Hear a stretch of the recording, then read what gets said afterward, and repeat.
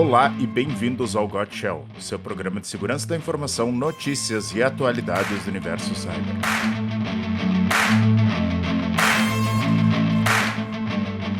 Hoje é quarta-feira, dia 28 de janeiro de 2026.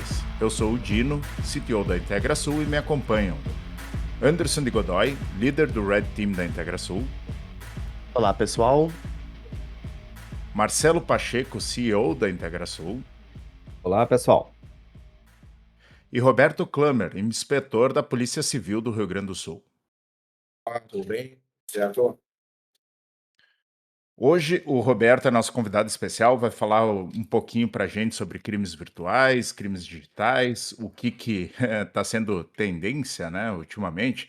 E eu queria começar, Roberto, pedindo para te apresentar e contar um pouquinho da tua história na área de segurança da informação, como é que tu te envolveu na área de TI ou na polícia, o que veio antes, o que veio depois. Perfeito. Agradeço inicialmente aí o convite, né, que o pessoal da IntegraSul fez aí para essa entrevista. Acho interessante aí abordar esse assunto, né? Cada vez mais é importante nós estarmos falando sobre isso, né? Porque é através do conhecimento que a gente vai conseguir resolver os problemas, né? Principalmente no mundo virtual. Então, Roberto Klammer, eu trabalho com tecnologia desde a década de 90, né? Final da década de 90, já quase entreguei a minha idade agora, né? Fui gestor de TI de algumas empresas na região da Serra Gaúcha, né, especificamente em Caxias do Sul. E a partir de 2018, eu faço parte da Polícia Civil, né, sou inspetor de polícia, onde nesse trabalho dentro da polícia, né, além das atividades normais que a gente tem na atividade policial, né, também executamos aí atividades que nós temos mais afinidade, né, no meu caso, com tecnologia da informação, por ter trabalhado muito tempo na área de tecnologia, e minha formação toda é na área de tecnologia, né? Eu tenho a formação inicial da graduação em análise de sistemas, né? Depois fiz algumas pós-graduações, né? Uma em segurança e defesa cibernética, e uma outra também focada em tecnologia, né? Que é investigação digital. E depois eu fiz também um mestrado nisso, só que o mestrado foi mais focado na parte de gestão e administração, né? Apesar de ter feito uma dissertação que tenha foco em compliance, tem um pouco a ver, né, com segurança e segurança da informação também, né?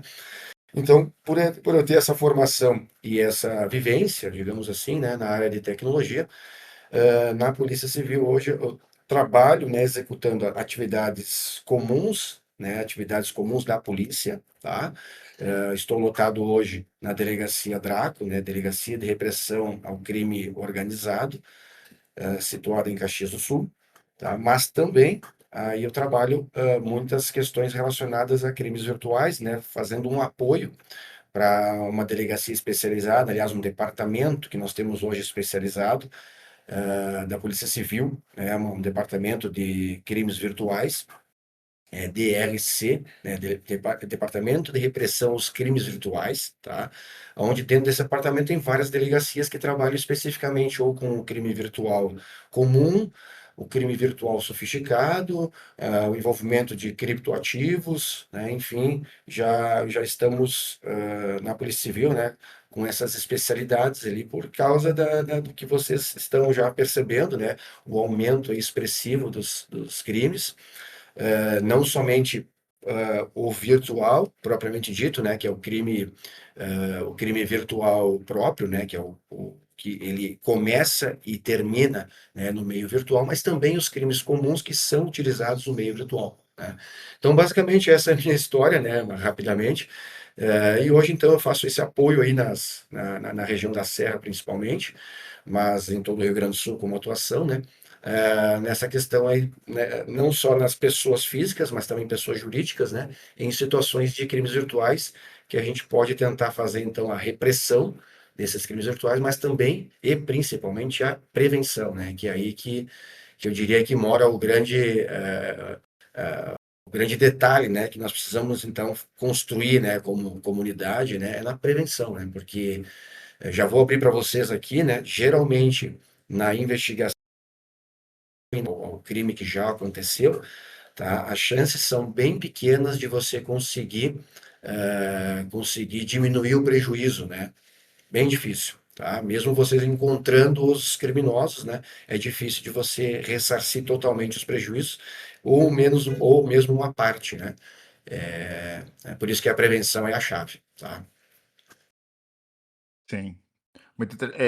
E eu achei interessante que tu comentaste, então, crimes virtuais ou digitais nativos, né? E os crimes que, por acaso, são cometidos no ambiente virtual. Isso levando Certo. uma questão, né? Que o pessoal fala muito hoje em dia, o golpe do Pix, ou como se fossem golpes que se criaram totalmente na era digital ou a partir do surgimento da internet, né? Qual a Certo. diferença e funciona da mesma maneira? Como o pessoal age, como o pessoal convence, toda aquela história da engenharia social, do que era o golpe do bilhete, o golpe do cheque, com hoje em dia os golpes digitais atuais? Certo, perfeito, perfeito. Então, a gente percebe, né, essa evolução no crime, tá? Atualmente, mesmo envolvendo os crimes comuns, né, aquele crime lá que o criminoso não tem conhecimento técnico sobre tecnologia, né, ele se utiliza de uma ferramenta, né, uma rede social, alguma coisa assim, e se utiliza da engenharia social, como você comentou, né, para praticar o crime, tá? E também nós temos, então, os crimes sofisticados, que daí sim são realizados, né, por hackers, né, melhor dizendo, crackers, né, então aquelas pessoas que têm conhecimento técnico avançado e que se utilizam disso para vantagens indevidas, né, para oferir algum ganho ilícito, né.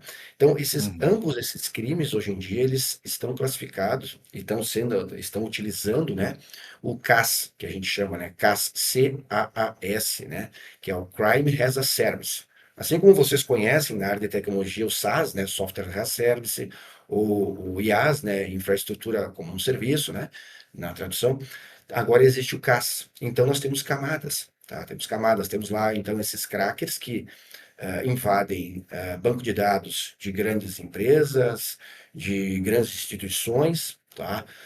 Instalam vírus lá, né? Para quê? Para uma conexão API e habilitam serviços para outros criminosos utilizarem para cometer o crime, né? Ou seja, para coletar primeiramente os dados, né? Ou seja, fazer aquela análise, né? De quais seriam as vítimas, alvos, né, dos ataques que esses criminosos que não têm conhecimento técnico, né, querem praticar. Então eles fazem essa análise, esse filtro, selecionam as pessoas, tá? E a partir daí, com esses dados e informações que eles têm através da conexão, né, utilizada na invasão de banco de dados, né, que os crackers conseguiram, eles então praticam o crime de forma muito mais objetiva, né, como o spear phishing, na verdade, né, que você vai pescar se utilizando de um alvo específico e tendo muita informação sobre aquele alvo, né. Então, isso que está acontecendo, né, esses crimes estão aumentando nesse nível, né, bem direcionados, tá? Com um nível de assertividade muito grande e se utilizando de tudo que é tipo de ferramenta de redes sociais, de comunicação que nós temos hoje em dia, que obviamente facilita, né, o processo, né? O Pix, ele foi, vamos lá, né, vamos pensar juntos aqui, o Pix foi uma grande evolução, né, do Banco Central do Brasil, inclusive a nível mundial é uma referência, né? Que trouxe várias facilidades em pagamentos, mas vejam o quanto isso facilitou também para os criminosos, né? Se utilizando de contas laranjas, né? Essas contas laranjas, elas podem ter dois vieses também, né? São de laranjas, pessoas que emprestam o nome, a conta e recebem um percentual do valor que é depositado, né, em valores financeiros ilícitos, né, depositado nessa conta, recebem um percentual, aceitam isso, tá? Porque eles sabem que isso, a resposta da justiça para isso, ela é branda, né? Não é um crime de ameaça à pessoa, né? De gravidade a nível que tu tá colocando uma pessoa, a vida, né, em risco. Então eles sabem que eles não respondem de uma forma muito severa, né? Um crime, as penas são brandas, né? Assim como nós temos os laranjas, que são outras vítimas, né? Que tiveram vazamento de dados e foram se utilizando de mecanismos de segurança, né? E de forma sofisticada, conseguiram criar contas em bancos geralmente digitais, tá? e se utilizando então o nome dessas pessoas que nem sabem que tem conta lá, né? E estão recebendo valores ilícitos lá e os criminosos estão utilizando desses valores ilícitos para a prática de outros crimes. Tá? Inclusive, tem muitas já evidências, né, de que esse CAS, como eu falei, né, o crime como serviço, está sendo utilizado muito por organizações criminosas, né, as conhecidas facções, né. Então nós temos que ter muito Tem uma cuidado. plataforma de phishing lá, ou um comando control que é utilizado por o pessoal contrata lá um serviço por mês e e vai utilizando. Isso. Tem vários serviços específicos, assim como num grupo no Telegram, que é Uhum. vendido isso por centavos de reais a cada consulta, né? E você tem consulta completa de qualquer cidadão que Ah, teve sim, vários também tem dados isso, né. tratados. É, exato. Vocês podem até consultar agora no Google, né? Faço até um desafio aí para o ouvinte, né? Faz uma consulta agora, né? Dados vazados de uma grande instituição aí por exemplo, da Dell, né? Vamos usar uma empresa de tecnologia. Teve dados vazados da Dell, não fazem muito tempo, né? Onde provavelmente vai ter toda a qualificação da pessoa, toda, né, o endereço, o nome, CPF, enfim, assim como até instituições financeiras, né, que ele comprou algum equipamento e tal, que estão vinculados ao nome dele, e que de alguma forma você pode se utilizar dessa informação para, né, um criminoso para praticar um crime, tá? Eu acho que teve uma migração, até o Roberto pode nos ajudar nesse, muito do crime tradicional para o cybercrime, né, eu acho que até pela questão de não ter uma legislação tão, ou seja, tão que a pena não é tão grande como matar, Pena roubar no modelo E, tradicional, né, e o risco, as né, menor o também. risco e o ganho financeiro. Eu acho que as próprias que nem tu É. comentasse das facções está entrando nesse mundo é uma coisa bom, nós, falando até a questão de alvará de soltura, né, teve casos aí do que o pessoal invadiu lá os tribunais de justiça para, então a coisa está se tornando realmente, o crime organizado, acredito eu, até o Roberto pode ajudar mais nisso, que está migrando muito para esse lado do cybercrime, né, acho que tá o viés somente aquele ataque, mais voltado a o cracker lá, a pessoa, mas acho que os próprias facções estão contratando essas pessoas aí, estão formando uma, eu diria, uma guerrilha cibernética aí também para ganhar dinheiro com isso, né. Uhum. Perfeito, exatamente. Até como você abordou, Pacheco, acho que é importante a gente comentar aqui no podcast, né, as leis sobre os crimes virtuais, né? Então, nós temos hoje uma lei que surgiu lá em 2012, né, que é a Lei 12737, foi a lei originária, né, que estabelece lá o que que é um crime virtual, né, que é uma invasão do dispositivo informático mediante quebra de mecanismos de segurança, enfim, tem todo, né, a descrição da lei lá, que a pena era muito branda, né, era de 6 meses a 1 ano, uma coisa assim, né, a pena e detenção ainda por cima, ou seja, o cara nunca ia ser preso, né, mesmo invadindo um dispositivo de informático e fazendo praticando um furto lá, né, de milhões de reais, tá. Mas o que aconteceu, né, em 2021 nós tivemos uma adequação no Código Penal com a Lei 14.155, que aí sim trouxe, tá, algumas penas mais severas, tá. Então nós temos lá, por exemplo, nesse artigo ali, ele incluiu no artigo 155, né, desculpa, nessa lei, né, 14.155, incluiu o artigo 155 dentro do furto, né, dizendo o seguinte, que você praticar um crime, né, o furto mediante fraude cometido através de um dispositivo de eletrônico ou informático, vai te dar uma pena de reclusão de 4 a 8 anos. Nós temos uma pena grave aí, tá? Que poderia sim ensejar a prisão, né, a prisão, ou seja, o criminoso virtual lá, o cracker, o hacker, né, ele é preso em um presídio e tal, né? Por quanto tempo aí é uma decisão da justiça, né? Mas a polícia pode sim indiciar ele e pode levar ele para a prisão, tá?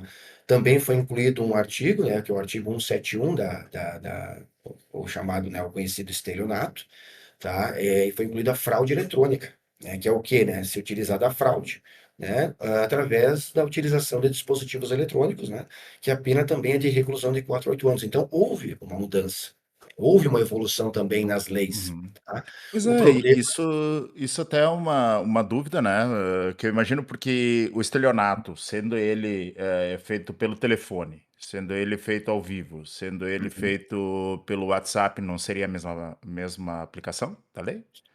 sim, sim, sim. Então, agora, fazendo ao vivo, tá? Sem se utilizar de meios eletrônicos, você cai no artigo 171, que é o estelionato lá comum, tá? Certo. Se Agora, fosse por você telefone.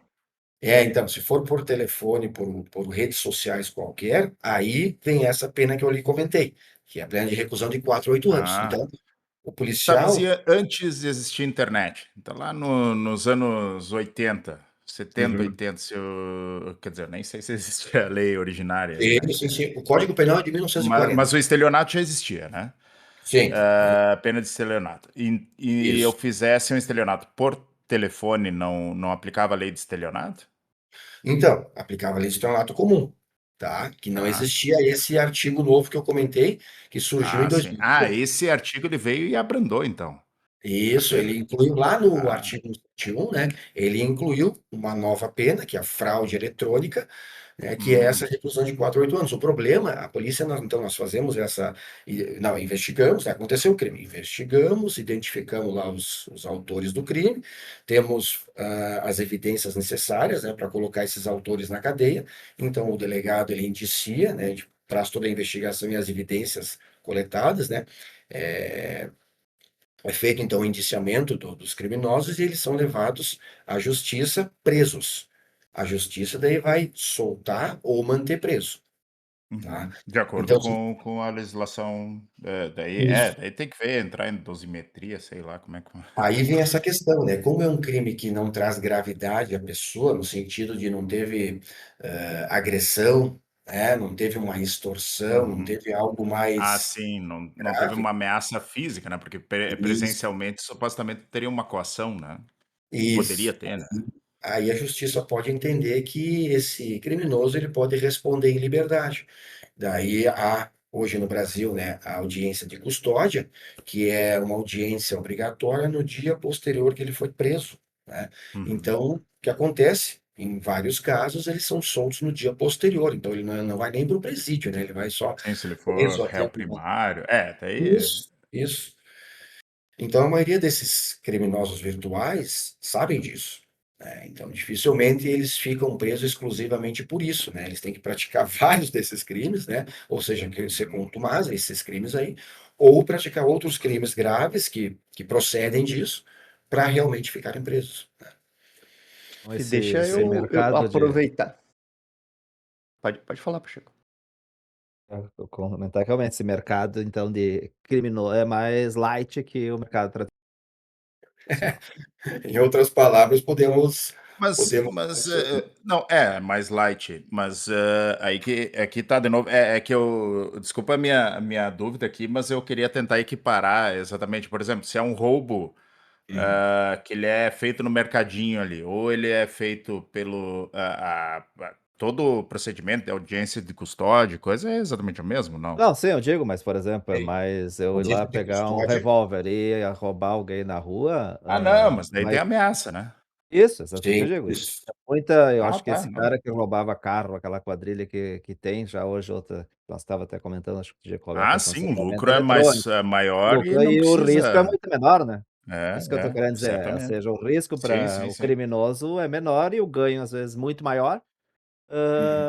com uma pena que, ou seja, ele tem muito mais chance de ir para o presídio, ou seja, comentar, Sim. se ele chega Eu lá, cara, eu não o que eu fiz de quero risco de vida eu zero. que eu quero depois eu queria voltar na questão dos bancos, mas o Anderson queria. Isso. Eu queria entender, talvez, eu sei que hoje a polícia já está bem especializada, inclusive já tem, né, as Uhum. sessões de repressão a crime digital e tudo. Mas, qual é a lacuna ou o problema que vocês veem hoje para deter esses tipos de golpes? Eu me refiro especificamente, por exemplo, a esse golpe que está tendo muito comum agora da ligação, né? Que o Uhum. pessoal faz a ligação dizendo que é o banco X, que houve uma compra e aí, ou precisa liberar ou bloquear aquela Uhum. transação. Certo. E dá para ver que isso é um negócio, relativamente simples para os atacantes, né, criar uma estrutura e disparar esse tipo de ataque e golpe. Mas eu queria entender do lado de vocês, além, obviamente, dessa parte menos branda da justiça de deixar estas pessoas presas, qual que é a dificuldade em identificar esses atores e coibir esse tipo de ação? Perfeito, perfeito. Então, vamos lá, como é que acontece, né, de forma também objetiva, uma investigação, né? Nós tendo conhecimento através de uma ocorrência registrada, tá? Que houve então a prática de um crime com esse modus operandi que você comentou, tá? A gente inicia então, instaura o inquérito policial e aí inicia as investigações através dos dados de qualificação de todos os envolvidos, né? Então a gente pede lá dados de qualificação da conta bancária, né, que recebeu os valores indevidos, dos contatos telefônicos que foram feitos com a vítima, né, de possíveis perfis de redes sociais que foram utilizados, tá? Aí vem um monte de informações lá que são os dados de qualificação. Geralmente esses dados ou eles são falsos, tá? Falsos, que é o criminoso botou qualquer informação lá, né? Em alguns perfis que você cria na rede social, você não precisa validar, né? Ou então eles são dados que foram utilizados de outras vítimas, como eu comentei, né? Que vítimas que não sabem que tem lá um número registrado, né? De um celular pré-pago, por exemplo, né? Não sabem que tem um número registrado lá e estão usando esse número como golpe, tá? Ou mesmo uma seguinte situação, né? O criminoso, ele compra um chip lá na rodoviária, tá? Vou usar a rodoviária porque, né, geralmente tem, né, nas proximidades ali empresas que vendem, né, chip de telefone celular, né? Ah, e sem pois é, isso é uma questão que eu sei que nos Estados Unidos por exemplo, né, tu pode comprar sem te identificar nem nada, né, Isso. mas aqui a gente precisaria, né, só que tem gente, eu imagino, que venda sem essa exigência do cadastro. Exatamente, exatamente. Sem emitir nota, enfim, uma série de situações, né? Então eles vão lá, Uhum. compram o chip, habilitam no celular, tá? Registram as redes sociais se utilizando desse chip. Redes sociais, eu digo WhatsApp, Telegram, qualquer outra rede social, rede de comunicação, e podem Uhum. colocar o chip fora, tá? Ou seja, aquele chip Sim, lá porque já daí não dá eles vão mais nem pelo Wi-Fi, habilitado. né. Isso. E aí eles E começam a aí se dificulta a utilizar. rastreabilidade, inclusive, né, Também dificulta, por exato. geolocalização. Isso. Aí, então, a partir desses dados de qualificação, que nós estávamos, né, falando sobre isso aí antes de eu explicar um pouco mais essas questões de cadastros, né? Então, nos dados de qualificação, a gente consegue um monte de informação, a grande maioria é falsa, porém, a gente daí começa a entrar mais, a aprofundar mais nessa investigação, e aí nós precisamos das quebras de sigilos de dados, tá? Quebra de sigilo são o quê? São autorizações judiciais. Para quê? Para você obter dados de um perfil, né, ou de uma conta, seja ela em qual rede social que for. Inclusive, Uhum. uma conta, por exemplo, numa operadora de telefonia, tá? Isso quem nos apoia, né, quem traz esse fundamento é o Marco Civil, tá? O Marco Civil, ele exige que os provedores de conexão hoje, provedores de conexão Mantenha, mais né, conhecidos como operadoras de telefonia, né, ou operadoras de internet, eles precisam guardar dados durante um ano, tá? De logs, uhum. de acessos a essas contas, tá? E os provedores de aplicação, que são, por exemplo, a empresa Meta, né, que tem sobre a sua gestão, né, o Instagram, o Facebook, o WhatsApp, né, o próprio Telegram, né, a Apple, né, que tem várias ferramentas de nuvem, né, a Amazon, a Microsoft, enfim, esses são provedores de aplicação. Eles têm a obrigação de guardar por 6 meses os dados, né, de logs, né, de conexão, que é a partir Pelo daí menos que os nós. metadados, né, quem mandou mensagem para quem, esse tipo de coisa, né. Principalmente o IP de conexão, né, porque daí Sim. através do IP de conexão a gente começa a rastrear muita coisa, tá. Sim, porque daí tu consegue Diferente. cruzar com o provedor, né. Isso, isso. E aí também vamos ao encontro de uma situação, por exemplo, tá, e as criptomoedas, né, como é que vocês fazem? Bom, para quem conhece criptomoedas, sabe muito bem que os blockchains, eles estão disponíveis na internet. Então, Uhum. é mais fácil você fazer a investigação usando transferências de valores através da blockchain do que você fazer, por exemplo, a investigação de um dinheiro que foi usado em espécie, né? A Ah, maioria não, pensa, essa né? certamente, Não, né. as criptomoedas são usadas para o crime. Cara, quem está falando Aham. isso não sabe como é que acontece as coisas, né? Claro, nós temos as criptomoedas de privacidade, né? Temos lá a Negócio de Dashman, né? Monero. É. Isso aí. Essas podem dificultar um pouco, tá? Um pouco, mas Uhum. não é impossível, né? Você É, rastrear e tem os para onde. tumblers também, mas assim, né, Isso. tudo é um pouquinho mais difícil, né, de tu lavar Isso. esse dinheiro, né. E uma hora você vai ter que se conectar numa exchange para poder trocar aquela Sim. criptomoeda que você recebeu, né? E as Uhum. exchanges estão também submissas, né, ao Marco Civil, onde eles precisam armazenar, então, 6 meses dados de logs de conexão e qualificação de todos os seus usuários, né? Então, você pega grandes operadoras, Binance, principalmente aquelas autorizadas no Brasil, né? Sim, esse Elas que é o caso, né. isso, estão dentro dessa obrigação, tá? Então, a partir dessa coleta de informações, a gente começa, então, a encontrar os indícios, né? Temos as evidências, começamos a encontrar os indícios e começamos a formar, então, toda a cadeia criminosa, né, do modus operandi que foi utilizado. E aí vem muito da questão né, de como vai se prosseguir nessa investigação, né, para chegar, então, aos criminosos. E aí você vai chegar ao CAS, que eu falei antes, né?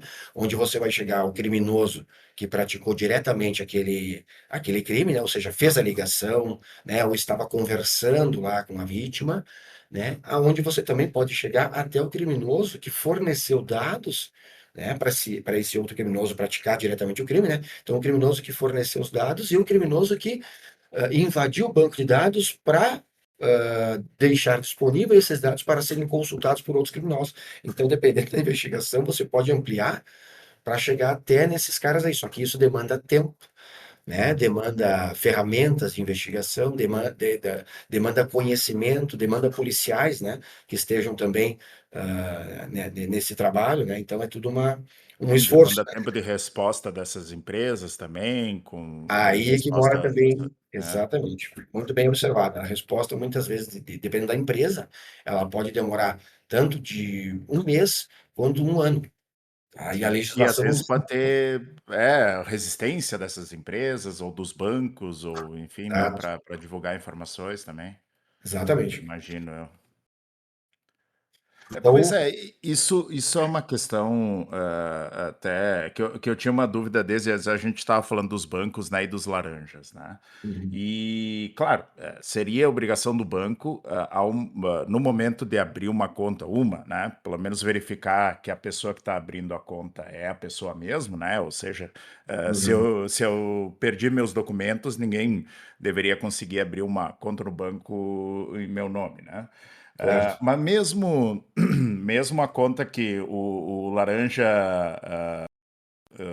voluntário, digamos assim, né, Uhum, o banco, como é que funciona isso? Porque eu imagino o seguinte, né, e eu imagino que grande parte desses golpes usa contas bancárias como meio de transferência ali do dinheiro, né, então bem, a vítima vai lá e transfere para um Pix, o dinheiro e depois é distribuído, né, a partir dessa conta laranja. E como é que funciona esse rastreamento? Se existe alguma maneira de, depois se vocês têm acesso, eu não sei se o problema é legislação ou o quê, né, de uhum. encontrar onde foi esse dinheiro e rastrear todo seria o beneficiário final lá desse dinheiro. Existe algum mecanismo? Como é que funciona? Claro, claro, sim, existe. O problema é que o dinheiro muitas vezes ele é pulverizado, né, em várias Sim. contas. Tá? E muitas vezes dessas várias contas, nós temos a mistura de contas laranjas e contas que os criminosos têm em nome de pessoas físicas ou pior ainda, pessoas jurídicas, que muitas vezes acontece até um processo de lavagem de dinheiro, né, dependendo Ah, da situação, né. Mas eu vou agora colocar um outro agente ali no meio, né, uma outra peça no meio que você estava comentando, né, as instituições bancárias, nós temos hoje em dia uma coisa que se chama gateways de pagamento, tá. sim. O que que são É gateways as de fintechs, pagamento? né. Isso aí, não sei se vocês viram lá alguns ataques que tiveram aí, Nossa. recente, aí uns de bilhões Todo de mundo viu. reais, né, que foram desviados, né. Muitos deles foram utilizados gateways de pagamento, que é, por exemplo, Fbank, Vind, Simpay, enfim, alguns que eu estou lendo agora, né? O que que eles Uhum. são esses gateways de pagamento? É uma conta virtual que você cria e você pode receber pagamentos via Pix nessa conta virtual, que ela só está vinculada ao seu perfil. Ela não é considerada uma instituição bancária. Olha só. sim. Então ela não tem os mesmos requisitos de rastreabilidade? Então, aí que tá. Ela tem uma dificuldade em você identificar algumas coisas através desses gateways de pagamento. Porém, o Banco Central, isso é recente, tá? É de dezembro, final de novembro para cá, o Banco Central ele criou algumas normativas, né, para que esses gateways de pagamento precisassem respeitar. Então agora vem melhorando, né, o processo de investigação diante desses gateways de pagamento, tá? Mas muitas vezes, então, eles são utilizados como bolsões, né, de dinheiro. Você recebe dinheiro dos crimes praticados nesses gateways de pagamento, tá? E é através, então, dentro desses gateways de pagamento, você consegue fazer transferência para outros bancos, que daí seriam os Sim, bancos vinculados a contas e perfis falsos ou laranjas, né? Que aí você tem depois a difusão desse dinheiro, ele é espalhado, né, para várias outras contas. Então, sim. Daí você vai seguir entra lavagem de dinheiro, isso. direito internacional, vai saber, né? Você vai seguindo, Envolve outras áreas. aí você vai chegar assim a um poço, né, com diversas pessoas envolvidas, né, muita gente Sim, envolvida. Dessas muita gente são pessoas laranjas, vítimas, outras pessoas que também tiveram algum tipo de participação no crime, e também empresas. Tá? uhum. Infelizmente, né, também tem CNPJs envolvidos de empresas existentes, assim como de empresas que são laranjas também, né? Então, realmente é uma complexidade, né, esse processo, né? Sim, sim. É, Esse porque das tu imagina fintechs é, até a gente acompanha seguido ali a parte dos casos de fraude e cai sempre nesse passo aí das fintechs, porque Isso. tem algumas padrões que a gente já viu que elas, né, são meio abertas, liberais com essas questões de documentação, formas de cadastro. Tu pode, Uhum. se tu quiser, tu pode ter só o perfil mesmo e criar, abrir, fazer abertura de conta. Isso. E o que daí, obviamente, dificulta para vocês toda essa parte. Mas eu Exato. queria só uma questão ali, complementar ainda da parte que eu tinha anteriormente perguntado ali. Uhum. Para vocês, obviamente, precisa ter todo esse preenchimento de informações, porque vocês precisam partir de um princípio, né, que tem esta informação para conseguir rastrear e ir atrás ali. Certo. Nesse caso das ligações, só receber a ligação e passar o número não adianta nada, né? Porque geralmente esse pessoal utiliza técnicas e formas para fazer a modificação do número que está ligando Uhum. e não ser rastreado, né? Então ID spoofing. só a ligação não é o suficiente para vocês iniciarem, por exemplo, uma investigação. Sim, realmente somente a ligação ela dificulta mais ainda, né? Porque você tem pouca informação para começar a investigação, né? E o crime que você comentou agora, né? O ID spoofing, eles estão usando bastante isso, né? Se Uhum. utilizam de mecanismos aí, equipamentos, né? Onde você faz a ligação utilizando um celular normal, porém esse aplicativo, ou esse equipamento, ele manipula o número, né? Originário da aí ligação. vai para um gateway Aparece VoIP. isso. Isso, aparece no teu celular como sendo um número por exemplo, tu tem um cadastro de um banco, um número, né, um número fixo, e você vai enxergar o banco ali, né, banco tal me ligando, porque eles fizeram o spoofing, o ID spoofing, né, que daí é o número originário da ligação não é o número real que está ligando. Então, sim, é uma guerra, né, isso é uma guerra, você tem que coletar bastante informação, o máximo possível, para você conseguir, então, através dessas várias informações coletadas, né, verificar qual o melhor caminho a seguir, né, coletando informações com provedores de aplicação, provedores de conexão, né, exigindo as informações, solicitando autorização judicial para você identificar conexões de IP, né, isso torna cada vez mais complexo, né, o processo e muitas vezes demorado, né. Uhum. É, então, assim, de qualquer maneira, é muito importante que o pessoal registre o boletim de ocorrência, né? Hoje, eu acredito que tu consiga fazer ele completamente online, né? Mesmo que tu não Sim, tenha muita esperança de recuperar, né?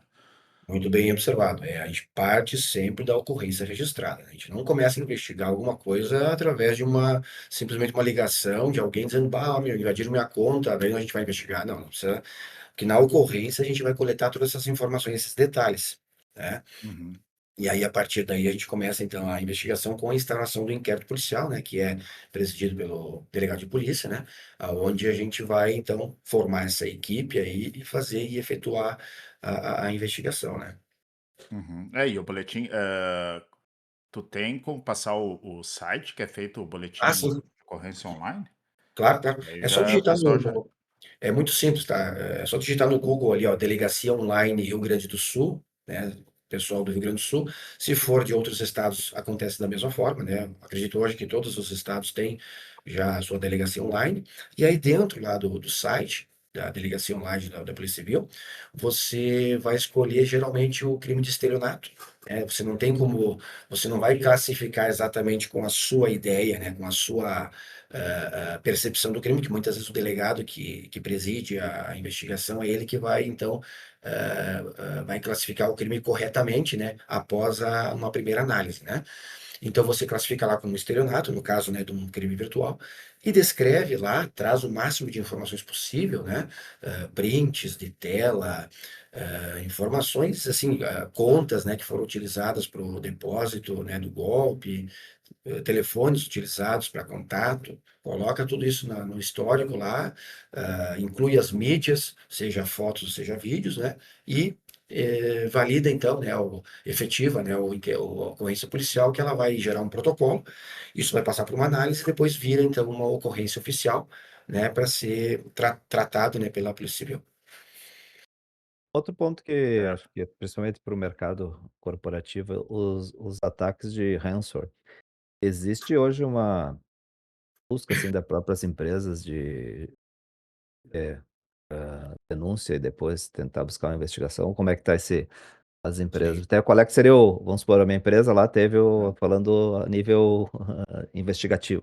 Teve um ataque de Uhum. ransomware, sequestro dos dados, paguei o sequestro lá ou não paguei, aí eu venho a Sim. questão hã, existe hoje qual é que seria o caminho a nível de inicial, assim, que a empresa É, deveria seguir? e se der para juntar na mesma pergunta aí, e se a origem desse ataque for, de fora do Brasil? Sim. Vamos lá então, por partes, né? Primeira situação, a empresa foi alvo de um ataque de ransomware, que é o crime conhecido como sequestro de dados seguido por extorsão, tá? O que que essa empresa tem que fazer? Como é que ela deve proceder, tá? Primeiro, não negociar com os criminosos, né? Não adianta você negociar porque você vai ficar tentado a fazer um pagamento, né? Geralmente de criptomoedas, né? E mesmo com o pagamento, muitas vezes, na grande maioria que a gente já tem percebido, tá? Não é liberado a chave para fazer a decifragem dos dados que estão criptografados, tá? Então, melhor nem fazer comunicação, né, nem se comunicar com eles, porque eles deixam geralmente um e-mail, alguma coisa, né, de contato, para você fazer o pagamento, né? Então, o ideal é essa empresa com apoio jurídico, tá? Não adianta ela tentar fazer por si, né? É importante o apoio jurídico, tá? É interessante comparecer até a delegacia de registro de atendimento, né, de registro da ocorrência, tá? Esse não é interessante fazer online, tem que ir, então, uma pessoa, um advogado, né, até a delegacia e registrar a ocorrência corretamente, tá? Porque isso aí seja, além do sequestro dos dados, que daí classifica como furto, né, de dados, a fraude eletrônica, né, que eu comentei antes, tá? E também com a complementação da extorsão, né? Porque ele está fazendo a extorsão, tá? Então já classifica o crime num outro patamar, tá? Que isso online você não consegue fazer, né? Então tem que ir até uma delegacia de polícia, tá?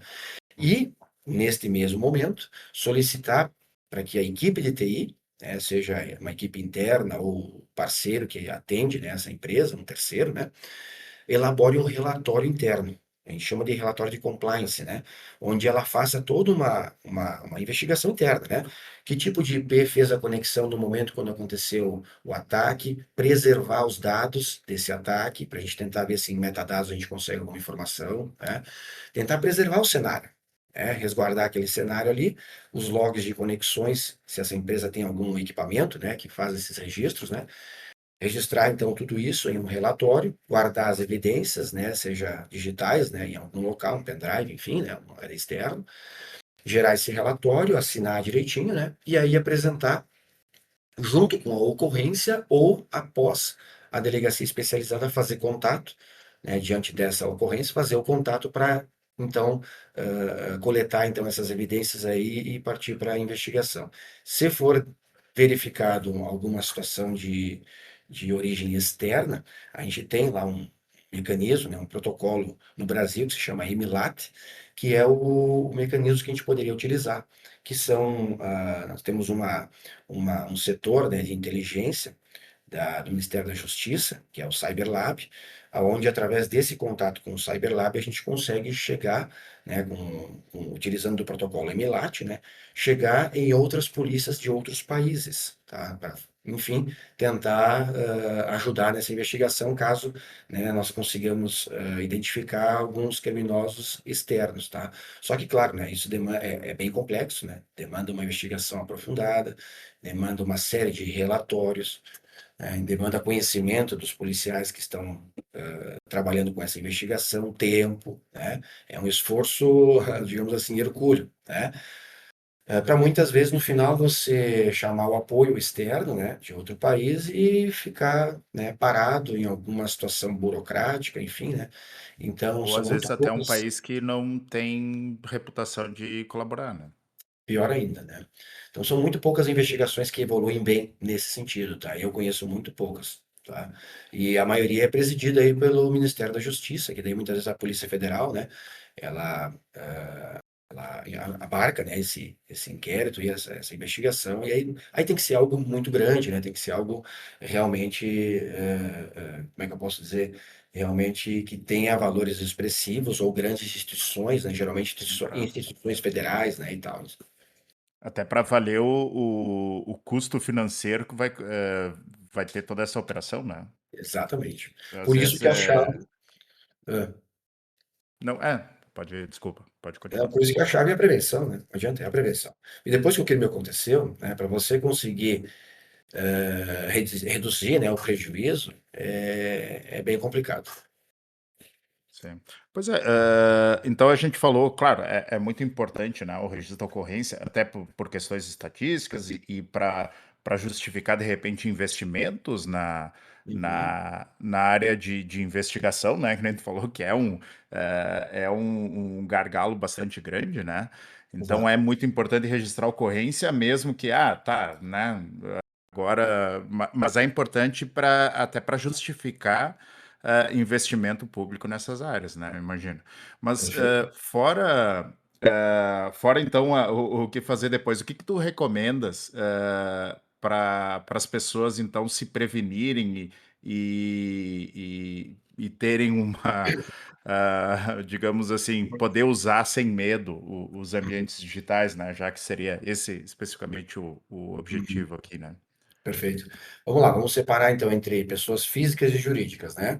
Pessoas Isso, muito físicas, o que que a importante. gente recomenda, né? Conhecimento, vai atrás de conhecimento, tá? Não fica usando tudo que é ferramenta da internet só porque está disponível sem ter o conhecimento de uso daquela ferramenta, tá? Uhum. Porque se você está usando uma ferramenta, você tem que saber que você está se expondo no meio virtual e alguém pode utilizar dessa ferramenta para te enganar, para passar um golpe ou mesmo se utilizar do teu perfil mal configurado nessa ferramenta, né, para pegar aquele perfil, né, se apossar daquele perfil e praticar golpes usando o teu perfil para outras pessoas que te conhecem, né, que são teus amigos, né, enfim, seguidores, seja o que for, né.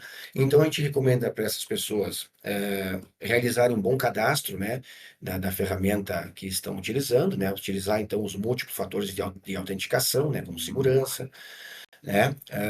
Avaliar bem o que está sendo verificado no mundo virtual, né? Então você muitas vezes recebe propaganda de várias coisas, né? Promoções, enfim, né?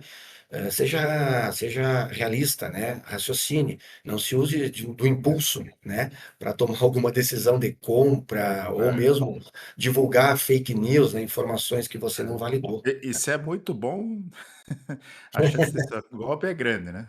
Exatamente, né?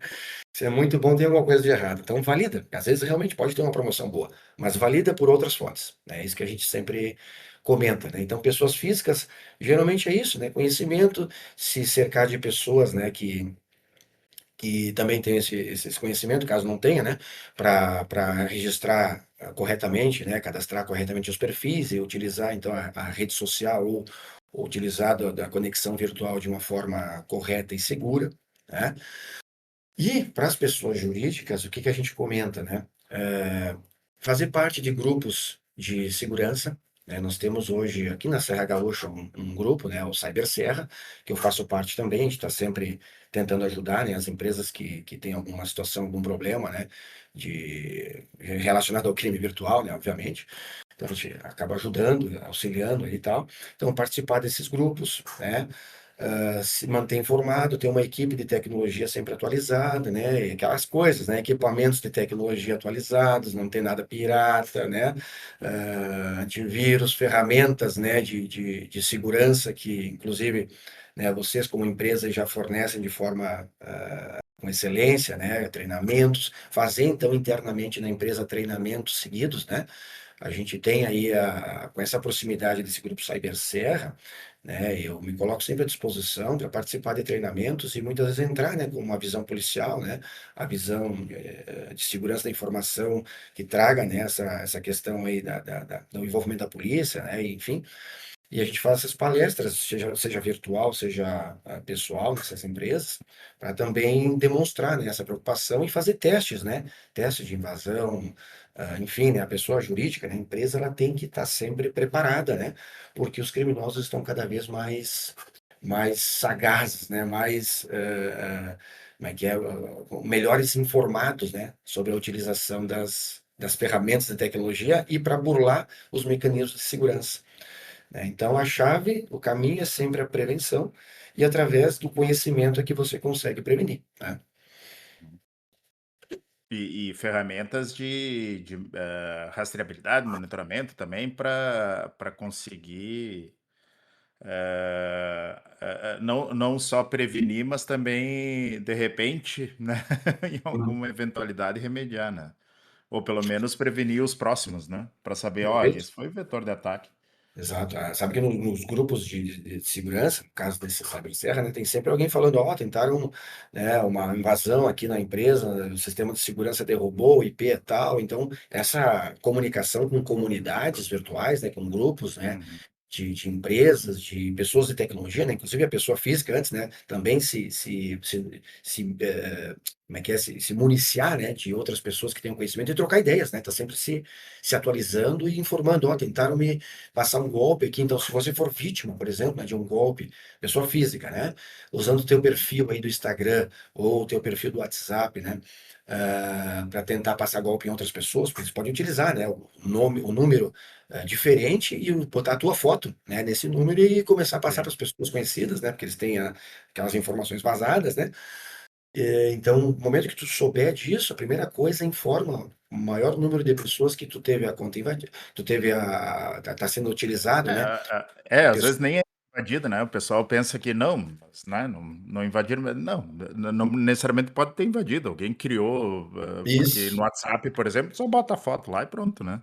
Exato, é informar o máximo de pessoas possíveis aos seus arredores, né, e depois Aham, registrar a ocorrência, né, importante também. Só porque o cara não conseguiu efetivar o golpe, né, o criminoso, não quer dizer que você não tenha que registrar a ocorrência, né, porque o cara tá claro. usando uma fraude, né, de identidade ali, né, então, Uhum. importante registrar também, ó, número tal, utilizou a minha foto, né, para tentar passar golpes para, enfim, parentes, familiares e tal, coloca o máximo de informações, registra a ocorrência, né, até para fins de questões aí que daqui a pouco o criminoso conseguiu aferir algum ganho ilícito e alguém vai ter que te cobrar depois, né? Alguém vai chegar, pô, mas tu vai Sim. me devolver aquele dinheiro? Pô, que dinheiro, cara.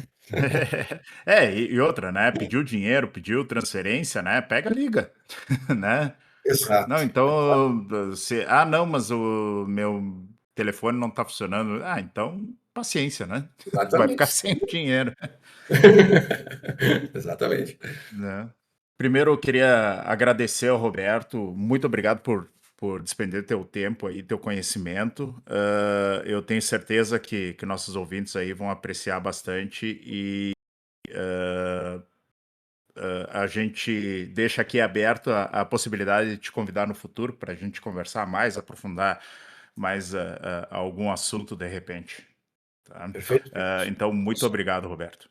Eu agradeço aí o convite aí, sempre à disposição, né? E também importante, né, o ouvinte, as polícias elas precisam do apoio também das pessoas nesses registros de ocorrência, né, que foi bastante falado aqui, e também das empresas, né, principalmente no apoio a aquisições de ferramentas de tecnologia, né, enfim, de infraestrutura. Então, a empresa que puder ajudar, as polícias, elas têm hoje programas, né, de governo. No caso do Rio Grande do Sul, nós temos o PSEG, né, que você consegue destinar uma parte do ICMS para a polícia, né, que a gente utiliza para comprar equipamentos específicos, Ah, né, legal. então é importante aí que as pessoas tenham conhecimento disso também, né, que não é só, infelizmente, não é só o Estado que vai resolver, né, que vai nos trazer todos os equipamentos, né, e a infraestrutura que nós precisamos para investigar, né, nós precisamos também do apoio das empresas, né, e das pessoas nas informações, Uhum. mas fico sempre à disposição aí, né, caso precise de uma coisa, agradeço o convite aí. Ah, perfeito. Até se tu puder mandar link para esses materiais, esses programas Claro, de auxílio no financiamento, a gente pode de repente colocar na descrição aí do episódio. Vai ser perfeito, muito legal. Já vamos colocar o do registro de ocorrências online. tá legal, tranquilo. Então tá. Por hoje é só, pessoal. Nos sigam pelo got_shell em todas as redes sociais ou pelo e-mail got_shell@integrasul.com.br. Abraços e até a próxima. Até a próxima, Até pessoal. mais, pessoal. Valeu.